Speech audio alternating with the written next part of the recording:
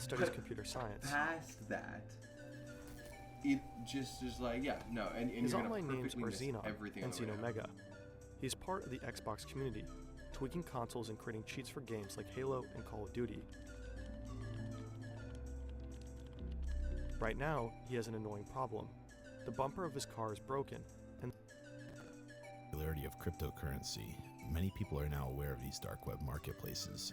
And just because the Silk Road no longer exists, nothing has stopped countless other illegal marketplaces from taking their position. Wherever there's money to be made, there are always people willing to fight or go to extreme lengths to get that reward. Rarely do we ever get to pull back the curtain and see exactly what goes on the dark web. But today, that's a little bit different. Today, we're going to be reading through some of the bone-chilling messages sent by the owner of the Silk Road. And naturally, you might be curious as to what lengths that person had to go to keep business running smoothly. And these logs will give you a pretty good idea into the paranoia involved with running these operations. These message logs are one hell of a read and a disturbing look into the dark side of the internet. So with that being said, today we're going to take a look at the Silk Road's hit list. Out of that stunning arrest of the drug kingpin who goes by the name Dread Pirate Roberts appears to have cornered the internet drug market. His real name is Ross Ulbricht and his website Silk Road. Court documents say Silk Road sold $1.2 billion worth of drugs and illegal services in just under 3 years. Do you assume, or should we assume, that the NSA was involved in corroborating or gathering evidence which they might have denied in the actual trial? Yes. Yeah. Okay. All right. That was easy enough. You're the Dread Pirate Roberts, admit it. With pride. But the surprise of the sentencing. One of the things that the government contended in its case was that he actually solicited the killings of as many as 6 people to prevent his identity. What role do you think that had in the sentencing? Silk Road user threatened to reveal the identities of thousands of others. So, investigators say Ulbricht tried to execute a murder for hire on that user, offering $150,000. Is it a fair trial? No, I don't think so. In a way, Ross Ulbricht is the American dream. He's an entrepreneur. He saw a new market. He went for it. I mean, is that any different from the genesis of Coca-Cola or General Motors or Philip Morris? General Motors kill their customers. Philip Morris kill their customers. Coca-Cola kill their customers and workers. This guy is just an entrepreneur. He's simply embracing the explicit structure and policies of...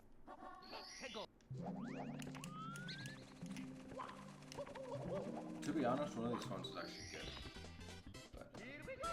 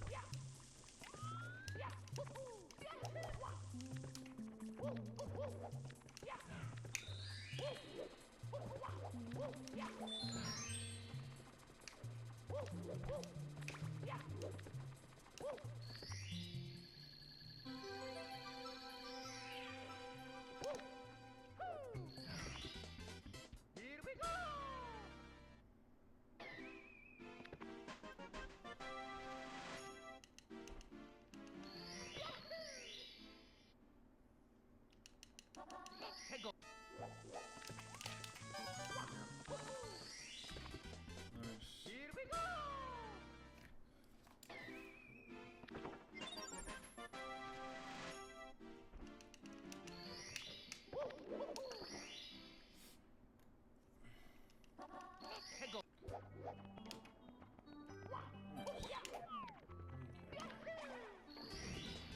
Fallout Vault.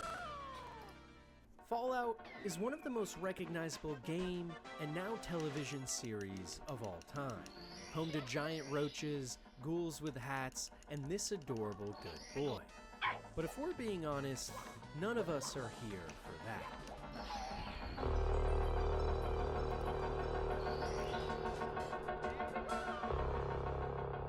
Because we're here for the vaults, home to some of the most twisted insane, and mind-blowing human experimentation and torture ever imagined. And also, the most fascinating part about this world, without question. 122 individual containment facilities, all constructed by a mega corporation, monetizing human death and suffering, all for their own gain. So today, I'm going to break down every single one we know about, whether that be from games, television, novels, or even comic books. Starting with the most chilled and relaxed vaults, and slowly making our way into the single most horrifying and mind-melting scenarios imaginable. Because as any Fallout veteran knows, war never changes.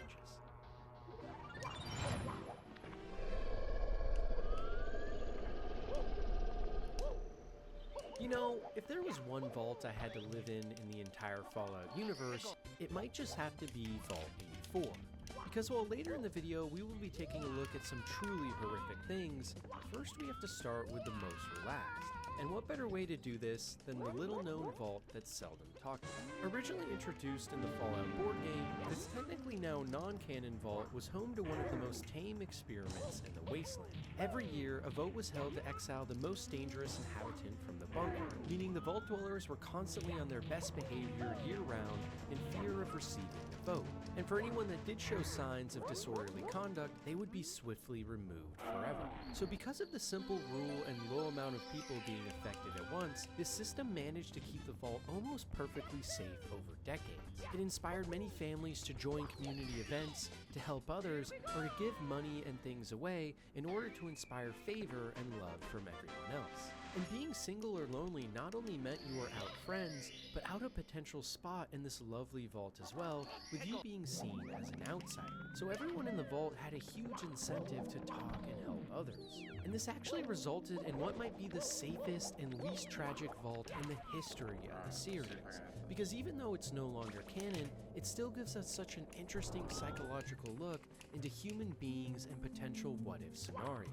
And isn't that what's most fun about vaults in Fallout anyways? Simply hearing about the fun ideas or experiments that could take place, and wondering where and how things would really play out. For me, the most interesting part about vaults, and by extension the most interesting part about Fallout, is the individual and social implications of each experiment, and really just seeing what would happen.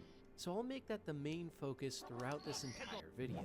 And also for anyone wondering, that's why I'll also be including non-canon vaults on this list as well, because even the imagination of it all can be so fascinating, and it gives us some ideas into what future vaults and new games or shows might look like.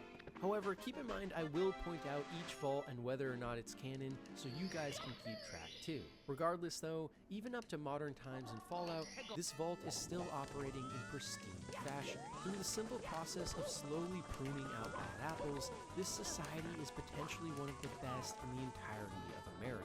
In fact, the only especially tragic episode in the entire vault's history actually has to do with a nearby Vault 109, which was an extremely high-class and expensive area for affluent individuals, even better than 84 by all accounts. Inside was countless high-class materials and products like Mary May, Ticknoran Fields, or Fallon's, all recognizable brands from the pre-war days that signified wealth and status. However, Vault 109 eventually suffered a catastrophic failure due to an unknown source which caused a radiation leak, resulting in everyone inside perishing or becoming flesh-hungry ghouls. And this event marked the end of trade between the two facilities. Yet despite this, Vault 84 has continued to live strong and flourish, which is especially astounding considering this is maybe one of the only non-control vaults in the entire series that can claim so.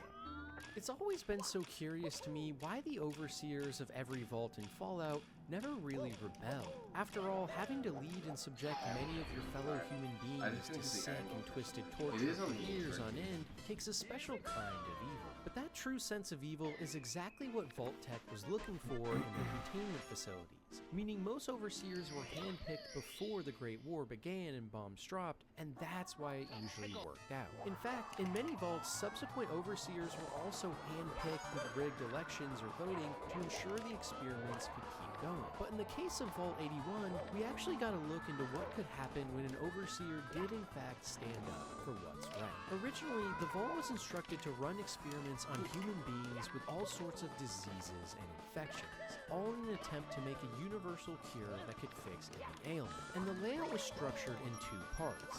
A main area that simply was a normal and well-kept vault for all the residents to live in, and a secret sectioned off area as well, where a team of scientists would live and perform experimentation non-stop, pulling people from the main section of the vault to use as guinea pigs. However, when Dr. Olivet, the designated overseer of this vault, learned of this heinous twist in how the experiment would be run, she immediately thought of becoming a whistleblower to reveal the plan. Sadly though, she soon became aware of the fact that many in the United States government were actually helping out Vault Tech, and any sort of attempt to stop them would be futile. So instead, she hatched a plan that would actually take over after the vault fully became operational. On the morning of the Great War, when she received the call to start the notification of staff and residents to enter the vault, she only sent the signal to the residents and completely left out all the scientists on the message.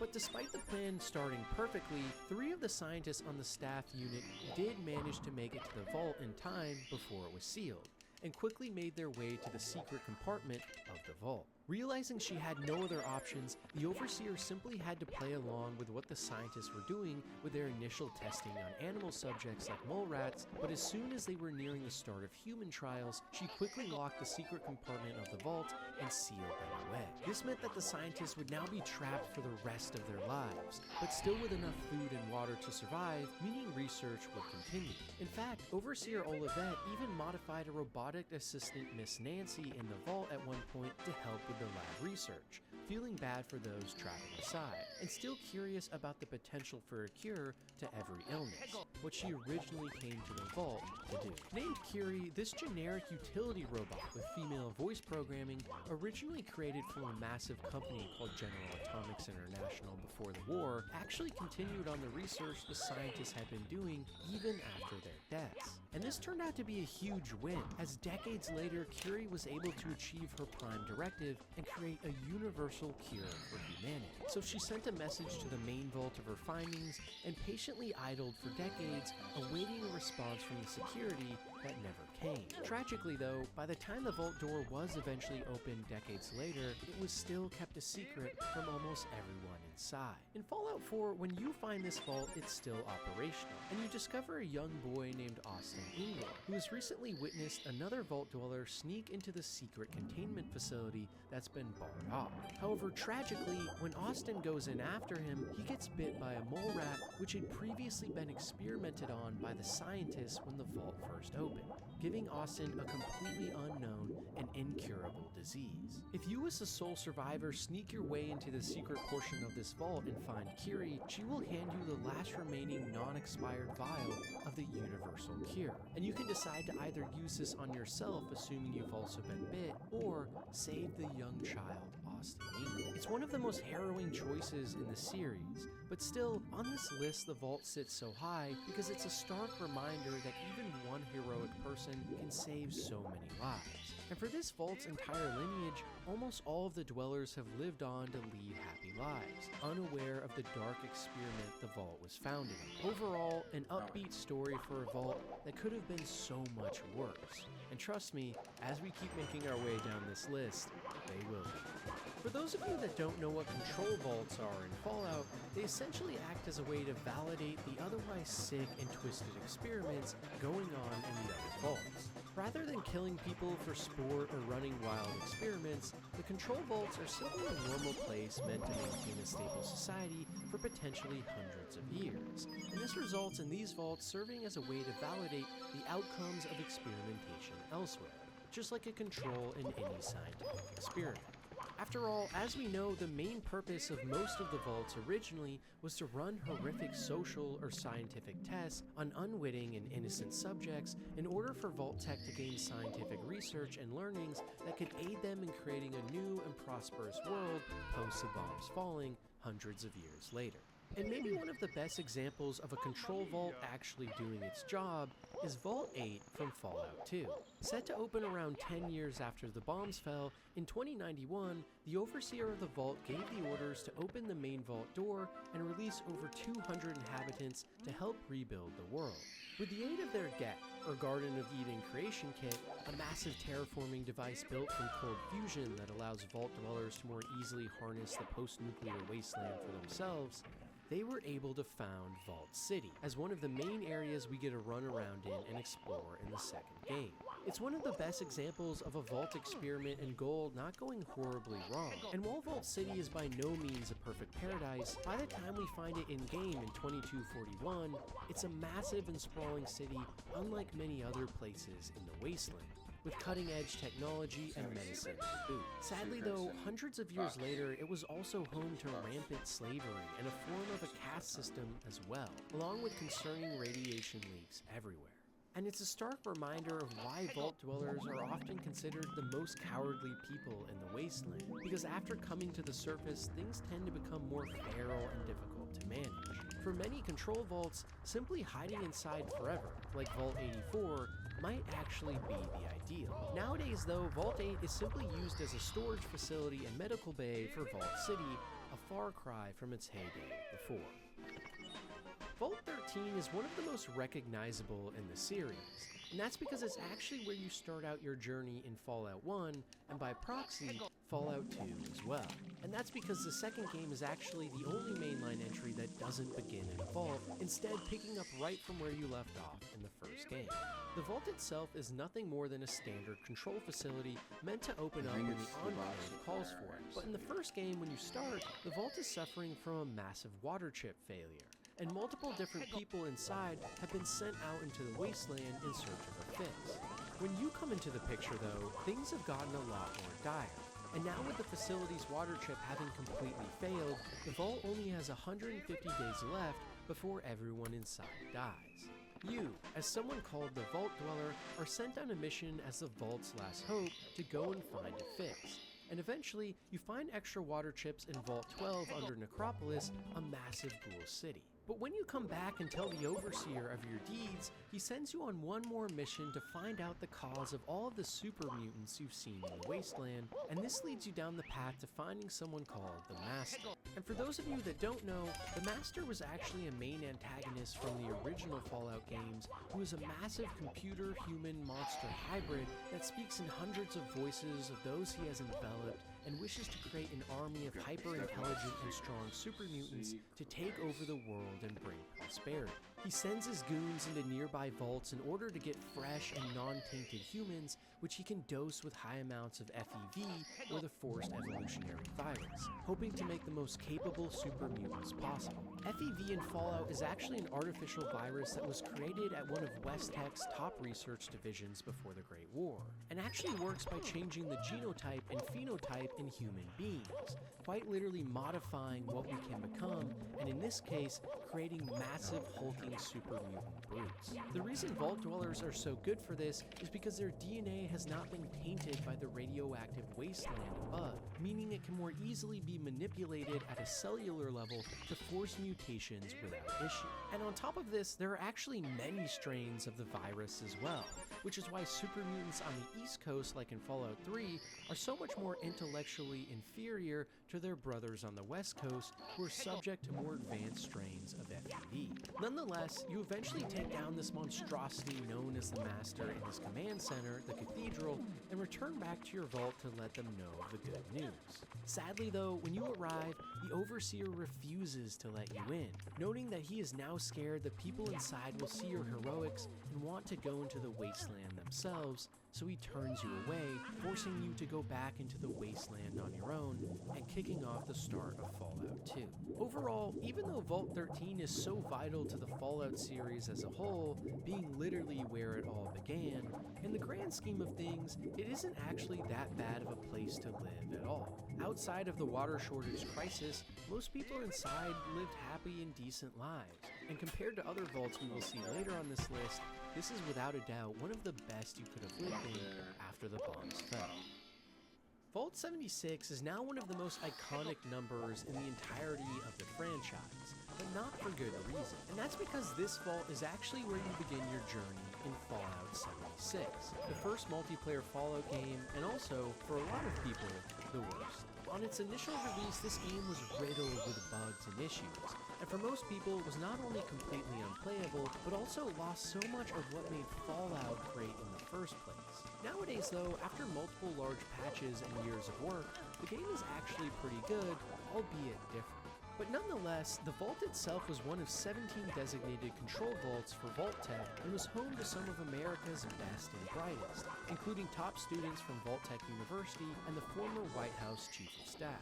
What made this structure especially interesting though, is that it actually is, as far as we know up to this point, one of the earliest vaults to actually open its doors, and in terms of games and the shows, it's by far the earliest point in the timeline that we get to see. Because after only 20 years post the bombs falling and the start of the Great War, the happy day of reclamation, as it was called, began, and the doors swung open ready for the inhabitants to reclaim the world and make it better. And maybe the most ironic part of it all is that compared to every other Fallout game, 76 looks the least destroyed and most lush of them all.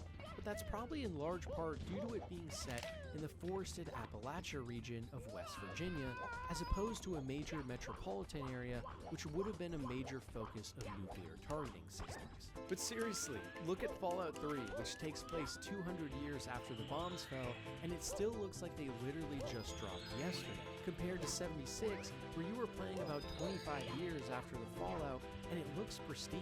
It's kind of fun. Part of the reason though is that radiation doesn't actually affect fauna, meaning the overgrown landscape in a non-heavily targeted area like this would potentially actually make a lot of sense, like we also see around the Chernobyl nuclear zone in our real lives. Regardless though, Vault 76 is still without a doubt one of the most happy and tame stories in the entire series, with so many facilities in the actual vault itself for having fun, eating great meals, and just enjoying others and their company. Or in other words, a great vault full of amenities and nice people alike that then gets set loose in one of the best and most beautiful places still left on Earth. Vault 111 is another very iconic location in the series because it serves as the starting vault in Fallout 4. Right before the Great War, you as a player character find yourself living in the nearby town called Sanctuary Hills, and on the day that the bombs start dropping, you rush yourself and your family over to the vault and hurry your way inside right as a nuclear bomb detonates nearby and almost kills all of you. Inside the vault, an experiment was being conducted on cryogenic pods in stasis to hopefully lend some important research into this key area for humanity's future. But when you first arrive, you were told that these pods are actually for decontamination, after which you and your family, along with other vault dwellers, are locked inside and trapped as you pass out inside. Per the initial vault's operating procedures, the doors were to remain shut to the vault for at least 180 days.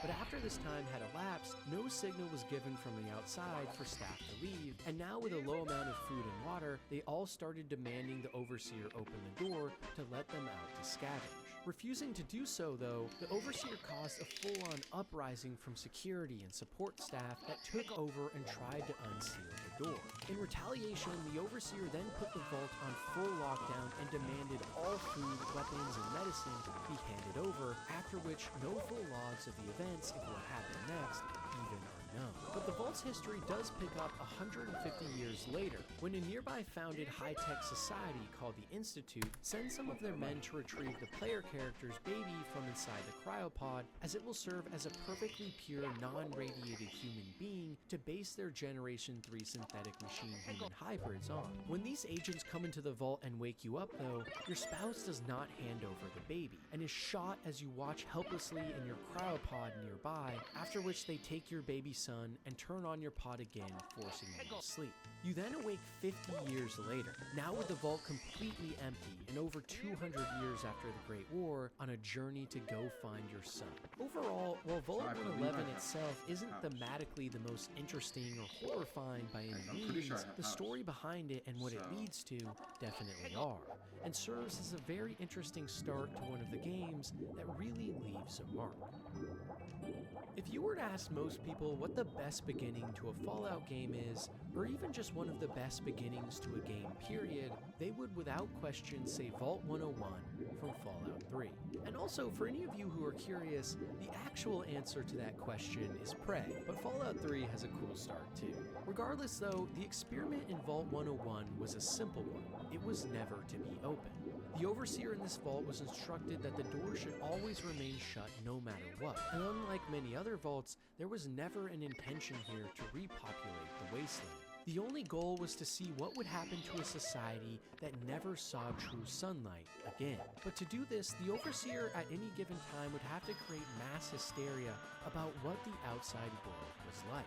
Children and adults were taught that the world had been flung into complete chaos, and simply stepping outside would result in instant death. And extreme measures like a police state and fake broadcasts of the outside world were even made to sell the reason why no one could leave.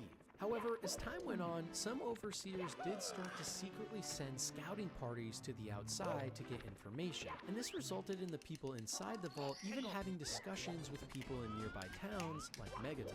These occasional exits from the vault resulted in creatures like rad roaches making their way inside, and this eventually led to a full-on infestation crisis occurring, during which your father escapes from the vault, leaving you behind, after which the Overseer's daughter comes to you and tells you you need to get out there before they kill you looking for answers. So you narrowly escape this now chaotic vault and make your way to the outside, met with one of the most haunting yet strangely beautiful moments in the Fallout series history. Now on a journey to go find your lost father and discover a world that for your whole life you were told was completely devoid of happiness. But the more and more you search around the wastelands of DC, you start to realize that maybe being kept in your nice little vault with safety and food wouldn't have been such a bad thing after all. Located just east of Vault 13 in New California, Vault 15 is another location we get to explore and find out about in the first two games.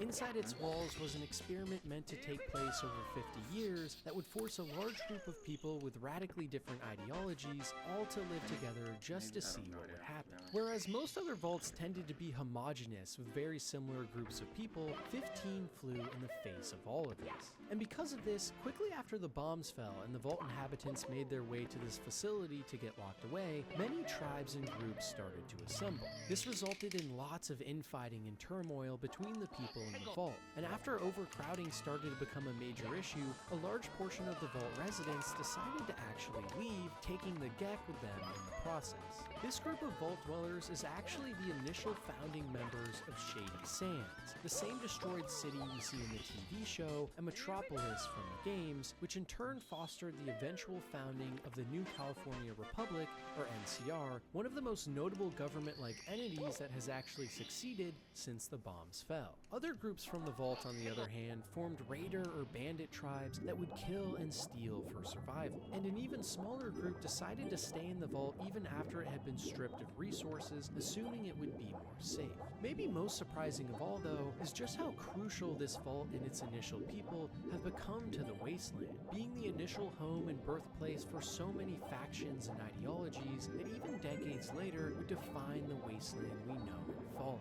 And it goes to show that even extremely diverse groups of people assembled together, while cause for initial concern and violence, can cascade into truly great things in the long term because of being forced to see so many sides.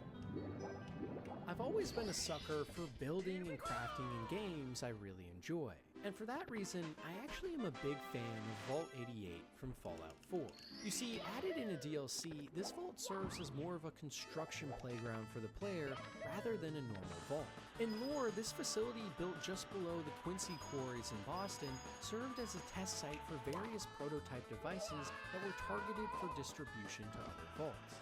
Vault 88 itself was never actually finished though, with instead only the entrance and security and reactor rooms being completed and furnished. Inside, though, you will find a massive open cave room and network of nearby zones, all of which are completely open to the player character to design in whatever way they see fit, allowing you to live out your biggest fantasies of making your own vault just the way you like. And while this means this vault is without question one of the least scary and unassuming places in the entire Fallout ensemble, it also might just be the one that you spend the most time in, depending on the type of player you are. Because I know for myself, I thoroughly enjoyed my time in Vault 88, making my own little vault so homey.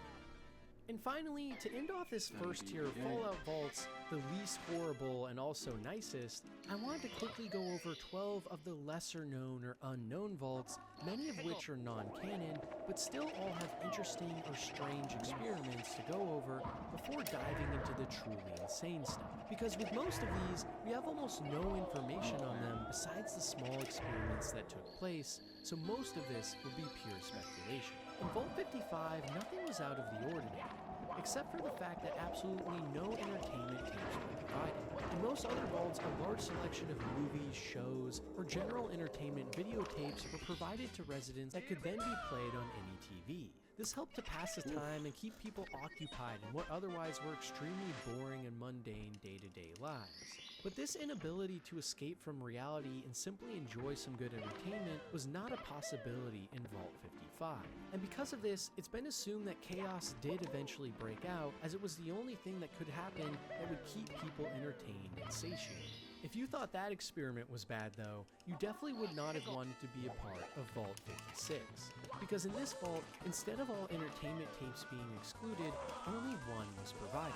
And that was a particularly untalented comedian doing his sets over and over again. It's been widely theorized that the inhabitants of this vault went crazy and rebelled even faster than the dwellers in 55, as they simply grew deranged and crazy, having to watch one man tell bad jokes over and over again with no place to hide. For many of us, this occurs during our teenage years with our fathers telling dad jokes, but for the unlucky people assigned to this vault, the torture was something they never could escape. In Vault 36, the fruit extruders meant to supply a rich and varied diet to the residents, instead only produced a thin and disgusting looking watery gruel. The residents would have been very annoyed at first, but over time, likely things wouldn't have been that bad. Besides the malnourished bodies and lack of proper nutrition, on top of no real sunlight. And as we know from real life experiments, eating the same thing over and over every day can lead to many ailments and infections that can become life-threatening if not treated. But compared to a lot of other vaults out there, these residents had nothing to complain about. In Vault 42, every single light source and light bulb had no more than 40 watts provided to it. And while this sounds pretty unassuming, living in such a dim and depressing environment for so long would have driven many residents crazy. Night vision would have naturally improved due to so much darkness exposure, and the people inside would simply have had to have learned to survive with very little light at all. But once again, another experiment where, as bad as it sounds, trust me, it's going to get a lot worse. In Vault 53, the equipment of almost everything inside was designed to break down every few months, but only enough to still allow for somewhat easy repairs. The equipment was meant to induce a large amount of stress in all of the dwellers, and this mission it managed to accomplish easily, as many people inside constantly lived in fear that something new was going to break once again, and their harmonious lives would be thrown into chaos. And surprisingly, living in constant fear that bad things may happen, even if those things are nothing more than simple repairs, can actually start to drive our human minds mad with anticipation, and it's theorized that many in the vault rebelled and left at some point. In Vault 29, only children under the age of 15 were allowed inside, with all of their parents being refused entry and sent to other vaults. And on top of this, it was filled to the brim, meaning the entire facility was nothing but an army of children running around and screaming. This would have quickly resulted in the oldest and most mature of the group taking leadership positions, trying to learn how to be adults, while most of the other children perished due to an inability to protect one another. The only other big thing we know about this vault as well is that Harold actually stems from it. And for those of you who don't know, Harold is a recurring character in the series who, on a mission in the first game's timeline, comes into contact with a large dose of FEV that transforms him into a monstrosity in the second game and a literal talking tree in the third. Considering that he started out as a child alone in a vault with other children, though, becoming a talking tree actually is quite the accomplishment. In Vault 79, corresponding to the atomic number of gold 79, the gold reserves of the entire United States, and eventually the Enclave later, were being stored. It was home to up to 120 dwellers, and was the home place for gold that was secretly transferred from Fort Knox originally to inside this vault. In Fallout 76, we actually get to learn more about this vault and its history as well, which mainly just comes down to constant power struggles to either hide the truth of the vault, or actors trying to gain wealth for themselves. And in-game, we actually get to decide where to put some of these reserves to help certain factions against one another. In Vault 70, the jumpsuit extruders were set to fail after 6 months, likely being a catalyst for the Vault dwellers to leave the facility in what would have been Fallout Van Buren, the original canceled Fallout 3 project from Interplay, before the IP was bought by Bethesda and they made the 3rd installment in the series instead. The Vault was also said to be home to 3 Garden of Eden creation kits and would have been the original stomping ground of the people that would eventually found New Jerusalem, a sprawling metropolis in the wasteland. And while we don't know much more about this vault at all, it is curious to think that in another timeline, it would have been one of the most important in the series.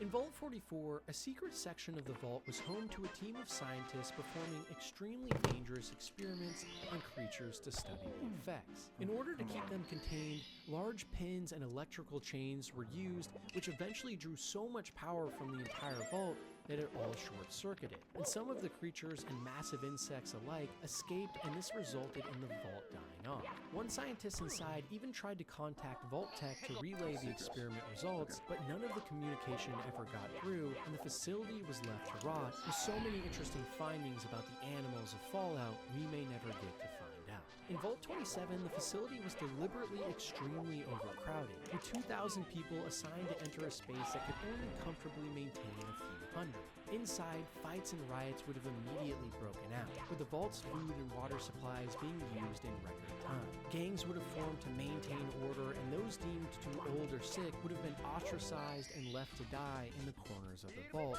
now filled with dead bodies. And as time went on and resources became more and more scarce, a rationing system would have been formed, with those at the top of the hierarchy taking the most for themselves.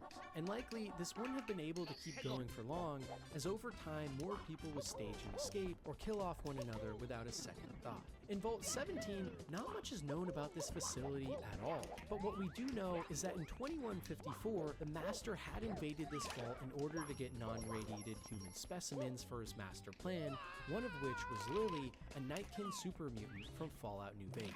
In Vault 6, every day a small amount of radiation would be pumped into the ventilation systems, which would have slowly turned everyone inside into feral ghouls, with the remaining humans being ripped to shreds.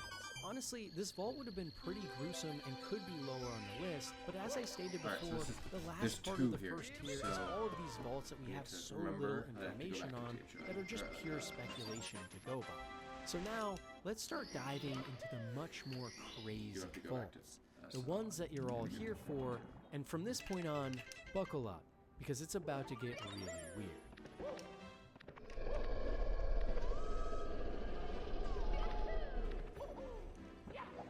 If you haven't already heard of them, Vault 68 and 69 are maybe the most wild stories in the entirety of the Fallout series.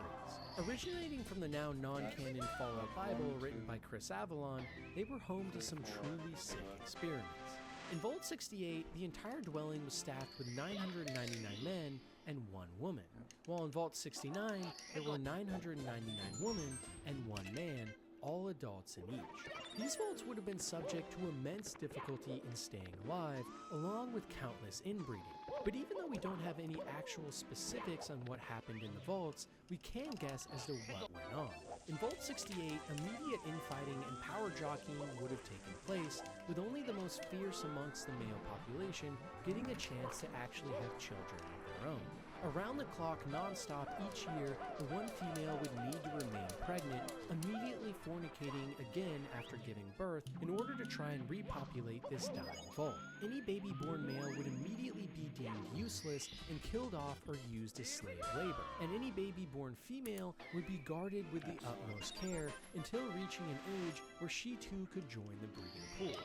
the society would have been structured in a hierarchical and tyrannical manner, with only the most mentally and physically strong male specimens maintaining control, likely with many splinter factions and gangs forming to try and grab any sense of power.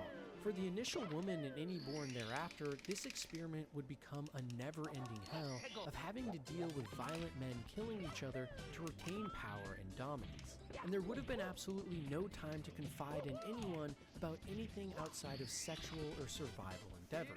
And this likely would result in what would have been a quick downfall of the entire vault at some point. For the one man in Vault 69, on the other hand, he would be living what many men would consider their dream life. Because he was the only access to sperm in the entire vault, in order to maintain their population, multiple women would have to step up and become pregnant via his very likely awkward moves, meaning he would maintain a literal army of wives as he created hundreds of sons and daughters.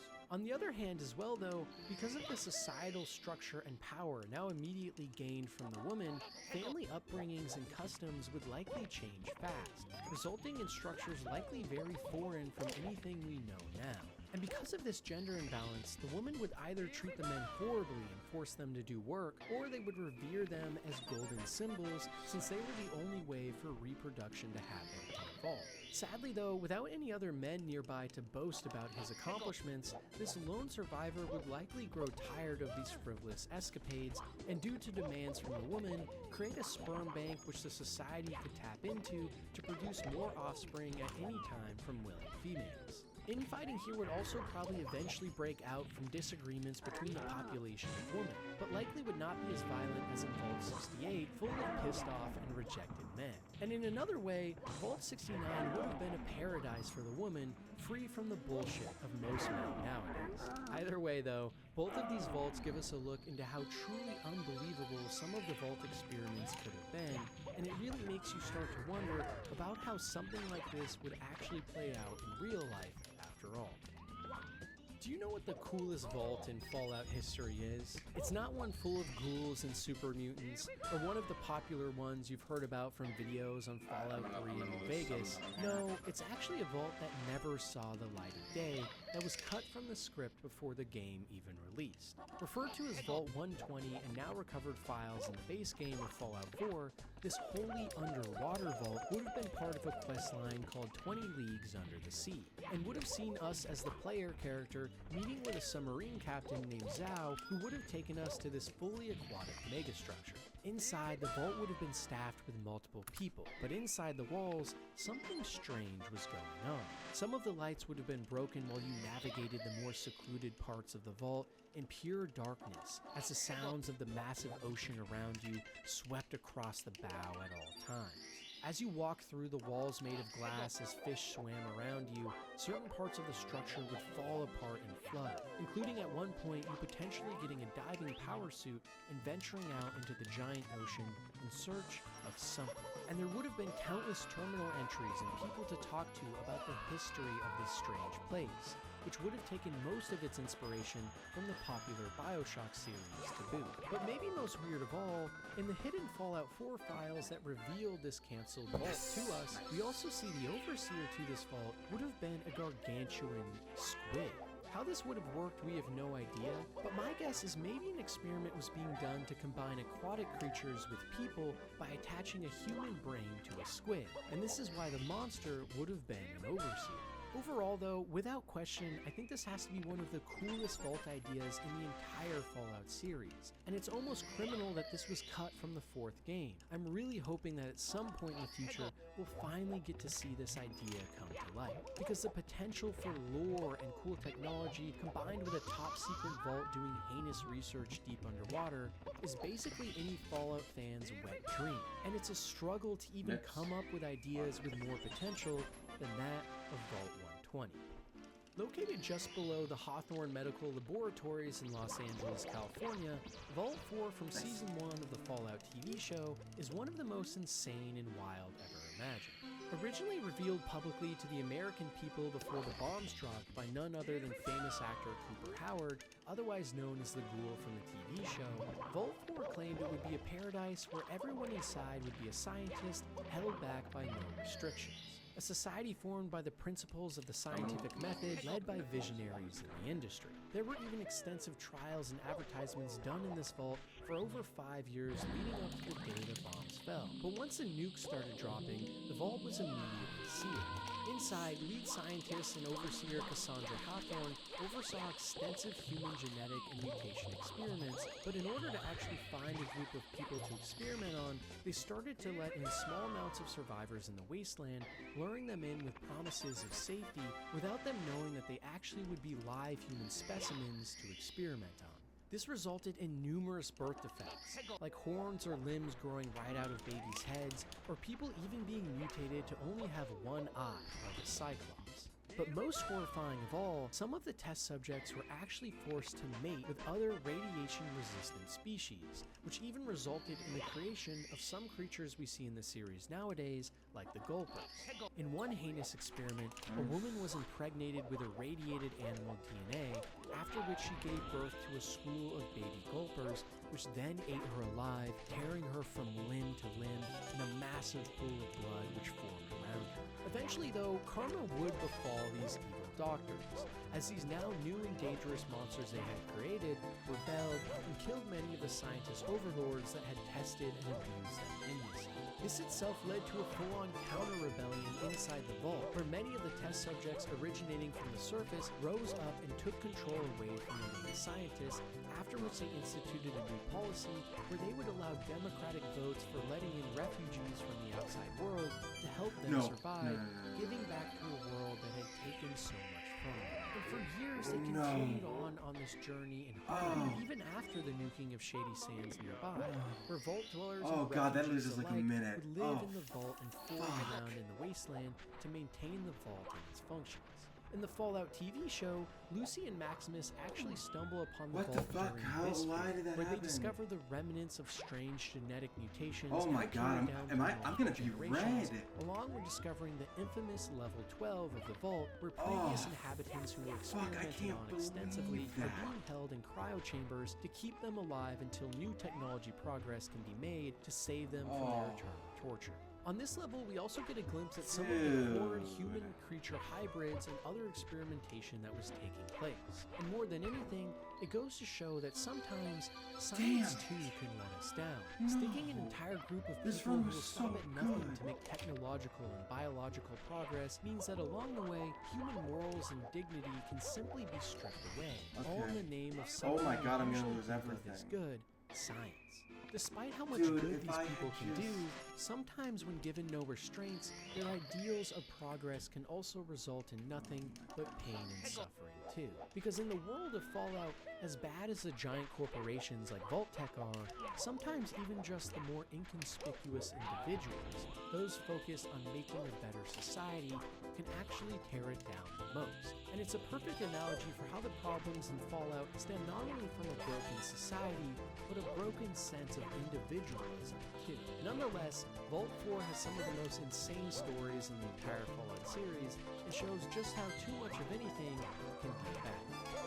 While Fallout Tactics is no longer considered canon in the Fallout universe, it still did give us a look into one of the coolest Vault ideas out there, and also one that more than likely will eventually be canon based on the name. Vault Zero, constructed into the Cheyenne Mountain Complex in Colorado, was home to essentially the main operational vault and base, where most of the pre-war United States geniuses and leadership could be housed. Inside, people were put in cryogenic stasis pods similar to Vault 111, and their brains were removed from their body, all being hooked up into one massive supercomputer called the Calculator. The machine was supposed to function as a mastermind of sorts that would serve as a computational device to best figure out how to nurture human society into post-war greatness.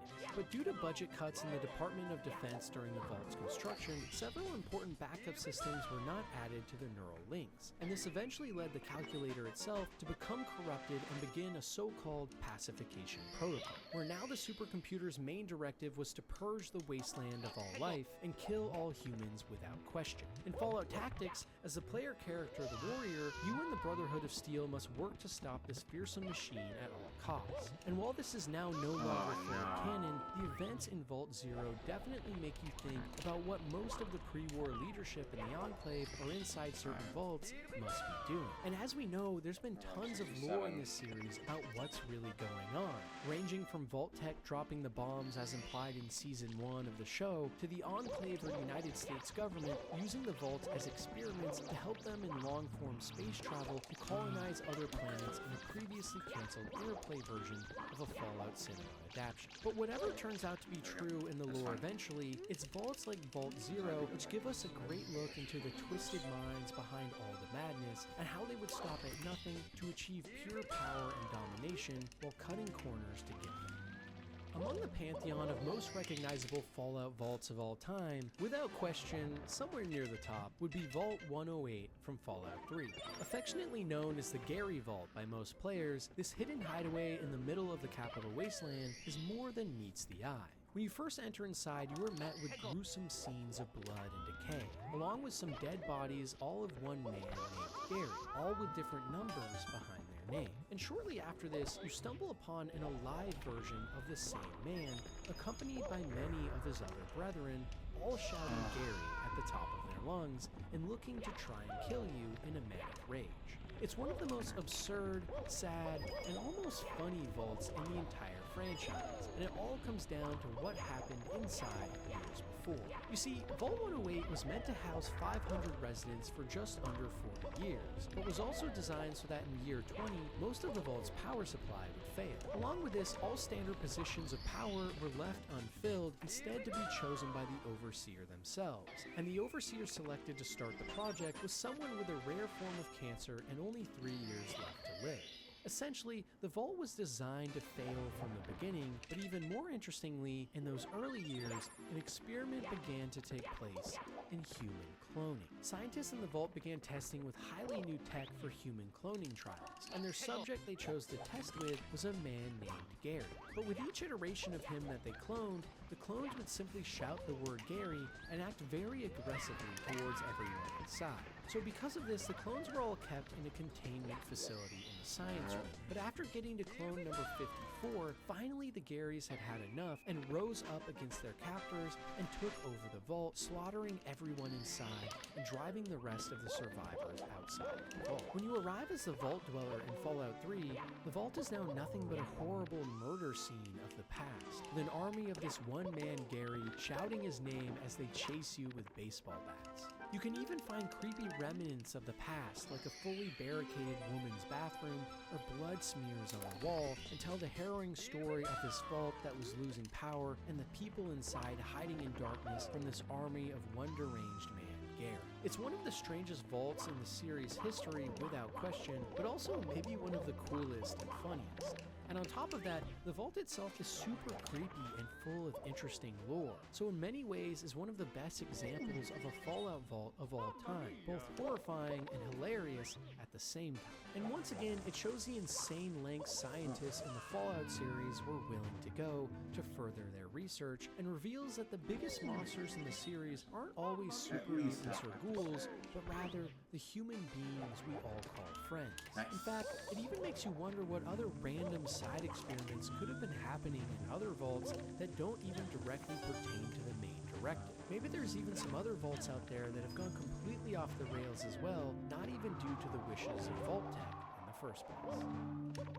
Another lesser-known vault that finds itself outside Fallout canon, but is nonetheless fascinating and beloved, is Vault 43 from the One Man and a Crate Full of Puppets miniseries. Staffed with a super small population of people, the vault was made up of only 20 men and 10 women, all fending for themselves. However, the real horrifying part came from the other thing that was in this vault as well, a massive and hungry panther. Likely, early on in the vault, residents would have been curious as to what was going on, but soon when the panther emerged and found them, it would have poured onto its prey and eaten the first man or woman alive. The residents would have scattered around screaming and fearful, but while the panther feasted on its meal, this likely would have given some time for everyone to play. And with a majority of the residents still remaining at this point likely, you would imagine that they could have banded together to take this one panther down, but we we never get any actual information on this vault, so we'll never know. For example, if they were able to make makeshift weapons to stab this hulking beast, it would have been easy. But if the vault was staffed with say nothing, fighting a panther with your bare hands, even as a large group, might prove impossible. And also, what happened if they did defeat or all die to the panther? Would the vault doors simply open after as a celebration for the gladiatorial victory? And if they did, would this make this vault the fastest to open ever, beating... Oh, thank God.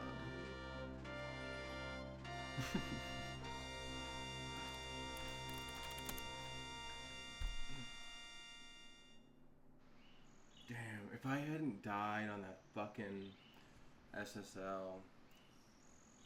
Oh, man.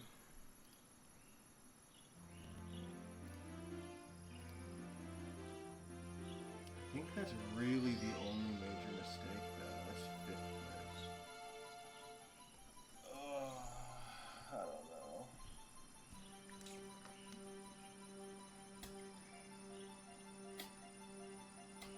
That is a tough run to beat.